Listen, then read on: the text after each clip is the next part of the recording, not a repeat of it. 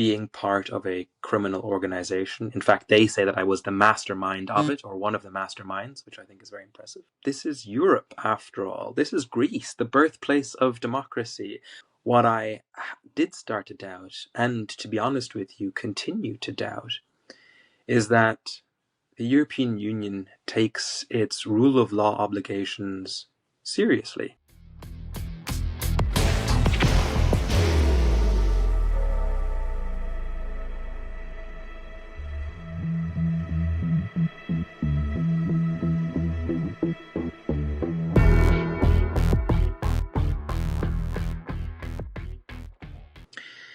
The Free Humanitarians grows out of this ERCI organization because in February of 2018, myself and my colleague, we were arrested at around 3 a.m. one night. We were doing something called a spotting shift. And if you're familiar with Lesvos, you'll know that it has a kind of a peninsula at its southern tip. And at that peninsula, there is a small cliff face or a plateau. And it is from that plateau that every night for about 2 years until that point, me or someone like me would stand there from midnight to 7 a.m. just listening for the screams of people in distress, because often that is the only way that you will know that there is a boat in distress out at sea.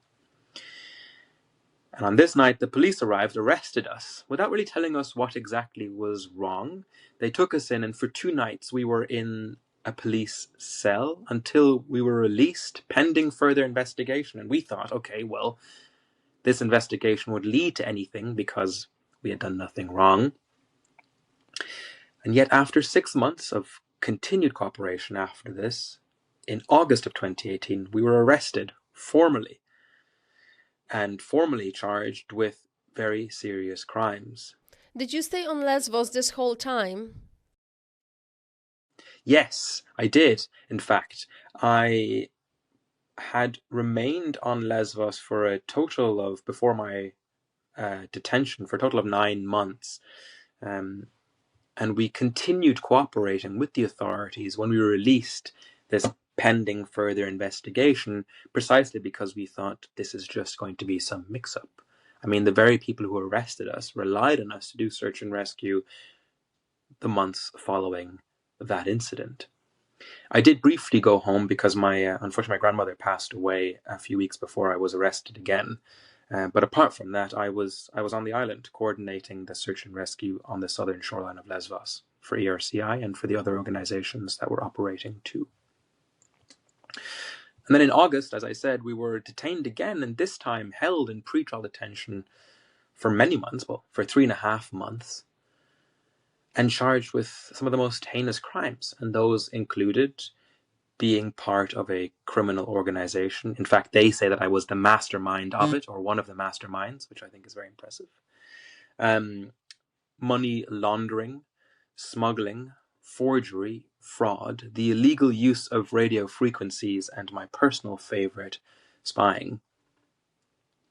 And because of the severity of those charges, it was deemed necessary to keep us, as I said, in pre-trial detention. And so I was moved to Chios Island, which has a formal prison on it. I was handcuffed to a murderer and taken over there and spent many months until eventually being released on bail.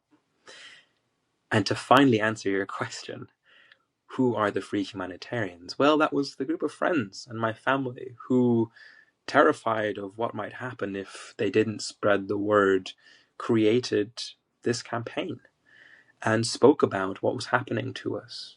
Initially, no one listened. Then bit by bit, as human rights organizations and media organizations began to look over the case file and to realize that the charges were so preposterous, so empty, they came on board. And Free Humanitarians grew into not a very large, but also not a very small campaign to try and advocate for our release, of course, which eventually happened, and then our acquittal, which eventually happened, and in general, for a human rights-focused border policy in Europe and indeed further afield, which continues to happen. Seán, you mentioned that you cooperated during your rescue and monitoring mission, that you cooperated with the police, with Coast Guard, with Frontex. So the natural question would be, so what was different in the interpretation of the police to yours that they decided to arrest you? And what kind of evidence did they have to actually do that? Yeah, and I was initially so certain when I was sitting in my prison cell, which was quite small but filled with 17 people. I was so convinced that I deserved to be in there because this is Europe after all. This is Greece, the birthplace of democracy. I wouldn't be finding myself on the inside of a prison unless I had done something wrong. I must have done something wrong. And I kept asking my lawyers, well, I mean, is there something there? Did I by mistake do something? They kept telling me, no, what you did was absolutely necessary. So the evidence, the supposed evidence against us to, for example, prove, as they would have it, the charge of smuggling, is the fact that we did search and rescue. The fact that boats filled with dinghies filled with migrants would cross the border, and that we would help them at some point on that journey. They say, well, they weren't doing search and rescue. What they were in fact doing is pretending to do search and rescue, all the while earning millions of euros through smuggling. The problem, of course, is that the Coast Guard knew that we cooperated. And in fact, at trial, the Coast Guard officers and the Coast Guard commander, even though they were prosecution witnesses, confirmed precisely what we had been saying, including with screenshots and physical evidence that we cooperated the entire time. The other aspect through which the police suggested that we must have been smugglers and also spies is because, and they say, we use encrypted communications services. When I was first detained, the inquisiting judge, she asked me, why were you using encrypted communications? Why are you trying to hide something from the authorities? And I had to explain, we're talking about WhatsApp. I used WhatsApp just as 2 billion others use WhatsApp. There is nothing incriminating about that. And in fact, the secret police commander of Lesvos Island, the precise individual who started this entire investigation and who was the main prosecution witness at the trial, was asked by the judge, do you use WhatsApp? And he said, yes. He says, does your family use WhatsApp? He said, yes. Does that make you or your family criminals? He said, of course not. Then why does that make these defendants criminals? And he had no answer for that. And so, in short, in answer to your question, even though you would think, given the severity of these charges, and given that we waited 7 years for this to conclude, there would be some hard evidence against us, there was absolutely nothing. Mm-hmm. Seán, I very frequently wonder, trying to get into the mindset of the prosecutor, of people who orchestrated this whole trial. I really wonder what is behind it. Is it political? Is it possible that people are just clueless, being devil's advocate here? Is it possible that they just really do not understand certain processes that are happening? What is your take on that? Well, I don't want to be too cynical about it, but if I were to put myself in the mind of the police and the prosecutor, I suspect I would just see tumbleweeds. But being perhaps analytical about it, obviously we can't know what the initial prosecutor and the initial police investigators were truly motivated by, but we can look at what we know today, and we can also know what happened in the meantime. So we know today that there was never any evidence. Again, all they had was the fact that we use WhatsApp. That obviously doesn't make us criminals. We can prove that we cooperated every single time. So clearly we aren't criminals. So they must not have been really, truly motivated by any evidence, because there wasn't any. Well, what happened what happened from when we were first detained all the way to today? The day after our arrest, the civilian search and rescue efforts on the southern shoreline of Lesvos, they stopped. And I want to stress here that Lesvos might be a small island, but in the context of the so-called migration crisis, it is one of the primary areas in the entire world where a large concentration of asylum seekers travel through. And so it is an incredibly important part of the shoreline of Europe and the ocean around Europe where search and rescue needs to occur. And yet after arrest, it stopped. And you fast forward bit by bit over the years, more and more organizations stopped operating, not only in search and rescue, but in the humanitarian space, and not only in Lesvos, but across the European continent. And I suspect that this is not only a consequence of the prosecution against us, but very possibly the intended purpose of these kinds of prosecutions. And the reason I say that is when I was first detained and I told you that I was convinced I must have done something wrong, I wanted to understand why this is happening. And I read through policy papers by the European Union, and I read specifically through a Frontex risk analysis report from 2017, so the year before my arrest. And I read it in prison, and I came across this phrase called the pull factor.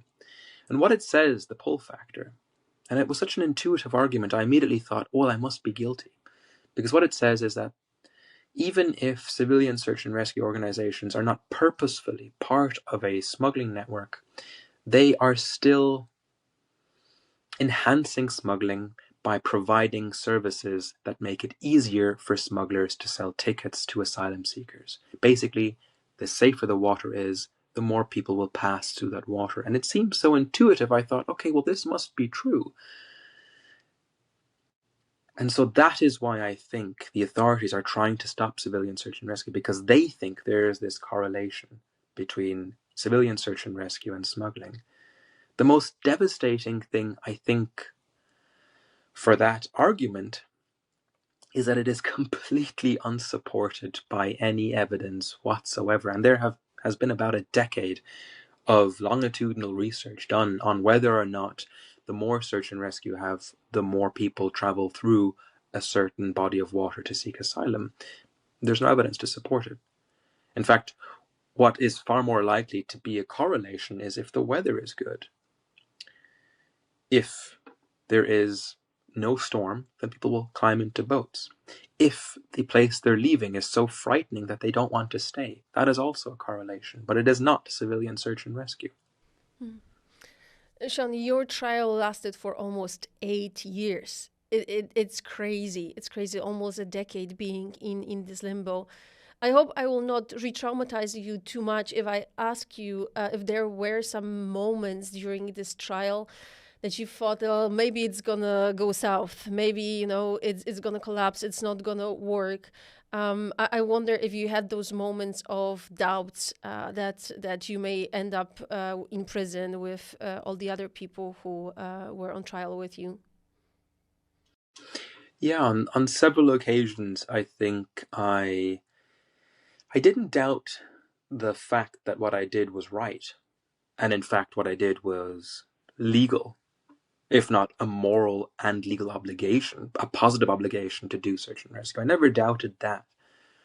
What I did start to doubt, and to be honest with you, continue to doubt, is that the European Union takes its rule of law obligations seriously, and that the European Union and its member states take their human rights obligations seriously.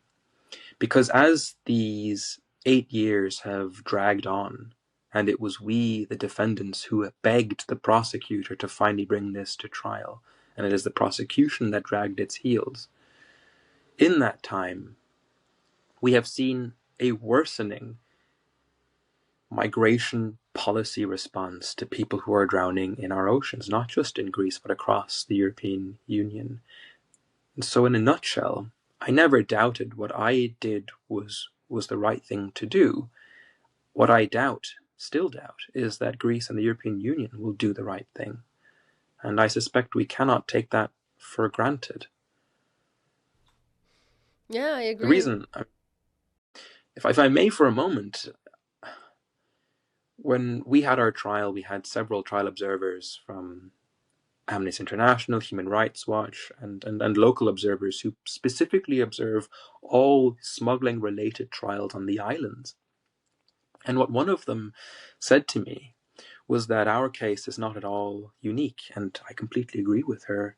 Our case isn't unique. There are scores of individuals, humanitarians, who are being prosecuted across the European Union today. In fact, the latest trustworthy data that I have seen for last year was that there were 140 individuals being prosecuted across the European Union. So it isn't really a unique case. Not to mention the many, many, many cases of asylum seekers who are charged with smuggling as boat captains. And what she said is not that our case is unique, because there is never any evidence of any wrongdoing in cases like this, and the charges are always dubious. The difference is that there were eyes on our case. The difference is that people watched our case, and that is why our rights were respected.